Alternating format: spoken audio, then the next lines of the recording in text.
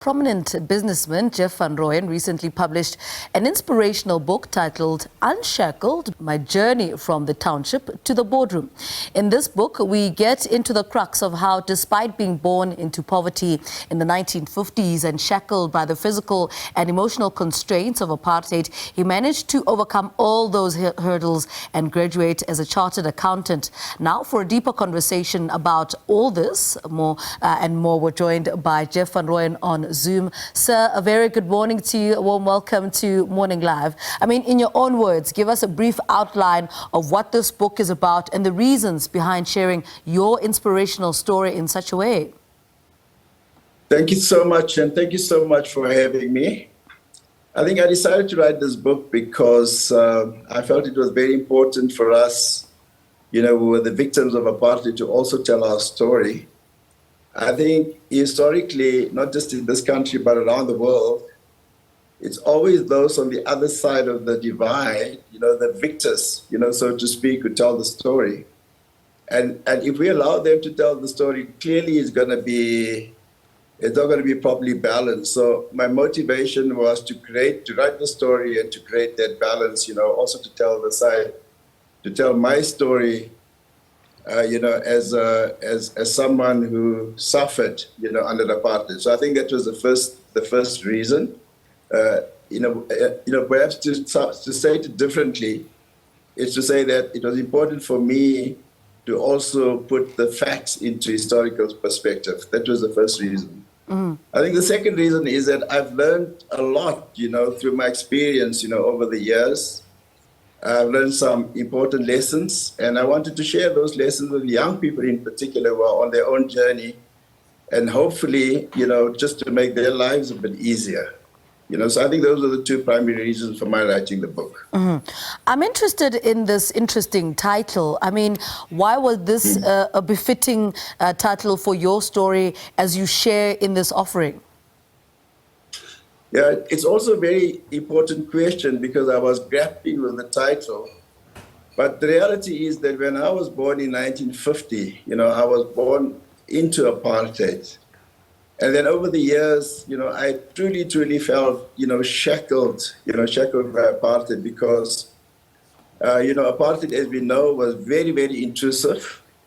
It sort of governed every aspect of our lives in terms of where you must go to school, where you must live, where you must work, whom you must love, and whom you must marry. So it was very intrusive. And so I kind of felt shackled. Then I had this very strong desire to be free.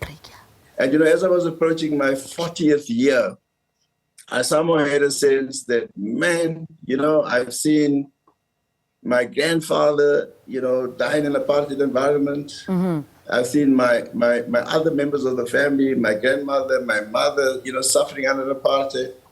And I kind of got to a point as I was approaching my 40th year to say that, man, it seems highly likely that apartheid is so entrenched that I will probably also die and I'll never be free. So I had a very strong desire to be free.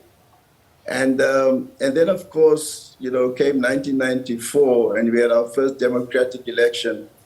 And then I can say for the first time in my life, you know, I could feel what it means to be free, you know, and so I kind of felt unshackled. And I think that was the primary motivation, you know, for the title of the book.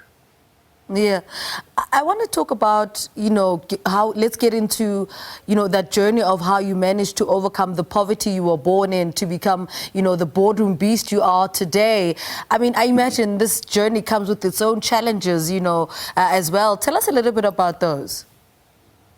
Yeah, so thank you very much for that question as well. I think, you know, from a very young age, I had a very strong desire, you know, to break the cycle of poverty because as you've indicated, you know, I was like born into a very poor family, single parent family raised by my grandmother. And when I was about 12 years old, I realized that the best way for me to break the cycle of poverty was through education, right? And from that very young age, you know, I pursued education as if the devil was chasing me. Yeah. I'm very fortunate in the sense that I also got a lot of encouragement, you know, from my teachers. And then in later years, when I studied for my accounting degree at the University of South Africa, and I told my lecturers that I wanted to be a chartered accountant, they thought it was very funny because at that stage they were, in fact, when I started my accounting studies, there were no black chartered accountants in the country. So they thought it was I was being overambitious. And it's very hard for people today to understand that the thinking at the time was that black South Africans just don't have the intellect, for the accounting profession. And then in 1976, Professor Wiseman Kushlu qualified as the first chartered accountant in this country, black. And that really inspired and motivated me. And I kind of felt that, you know what, if he could do it, I could do it. And then I didn't heed, the advice of the lecturers who told me that I couldn't qualify. And through hard work, motivation, determination, perseverance, I managed to qualify in 1981, and when I qualified, I was only one of 4 black chartered accountants in the country. And I must say that chartered accountants have always been in demand, and when I managed to have that breakthrough, it made a significant change in my life. I mean, that for me was essentially the tipping point. Yeah. Now, Mr. van Rooyen, what is the one word of advice you share in this book that you always tell young people to motivate them to never give up on their dreams despite their current situations? Another very good question. You see, what I've learned, from my own experience is that talent is very widely distributed, among the population. And it doesn't matter whether you are born in a place like Alexandra, which has been, certainly my situation, whether you're born in Sandton, Khayelitsha, Rondebosch, or whatever, talent is widely distributed. And so I say to young people that, you must never allow someone else to tell you what you can and what you can't do. Never allow someone else to tell you what is possible and what is not possible, because you know yourself better than anyone else, right?